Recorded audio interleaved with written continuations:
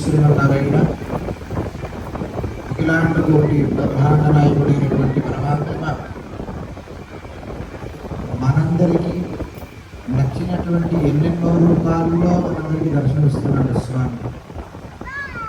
కొందరికి ఆడవారిగా ఇస్తున్నాడు, కొందరికి మగవారిగా ఇస్తున్నారు, కొందరికి చిన్న పిల్లవాడిగా ఇస్తున్నారు, ఇంకొంతమందికి అనంతమైనటువంటి స్వరూపంగా దర్శనమిస్తున్నాడు. మనము ఏ రకంగా భగవంతుని చూస్తే ఆ రకంగా స్వామి మనకు దర్శనమిస్తున్నాడు. ఏ రకంగా భగవంతుని మనం కోరుకుంటే ఆ రకంగా స్వామి మనకు దర్శనమిస్తున్నాడు.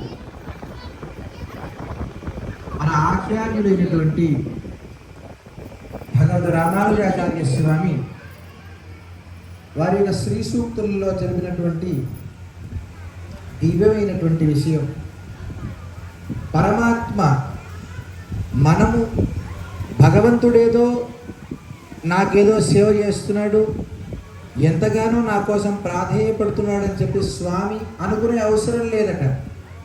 ముందు మనము నేను పరమాత్మునికి నిజమైనటువంటి భక్తుణ్ణి, నేను పరమాత్మునికి నిజమైనటువంటి దాసుని అని మనం అనుకొని సేవ చేస్తే ఆ స్వామి మనలాంటి అల్పులమైనటువంటి మానవుల కోసం ఎక్కడో ఉన్నటువంటి స్వామి కూడా కదిలి వస్తాడని చెప్పి భగవద్ రామానుజాచార్య స్వామి మిగిలినటువంటి ఆచార్యులందరూ కూడా మనకు తెలియజేసి సూచనని అందరికీ వివిధమైనటువంటి రూపాలుగా అందజేశారు. కొన్ని స్తోత్రాలుగా అందజేశారు, కొన్ని పురాణాలుగా అందజేశారు, రకరకాలైనటువంటి వాటిని అందజేశారు. మనం ప్రతిరోజు చదివేటటువంటి దాని ప్రకారంగా కూడా అందజేశారు.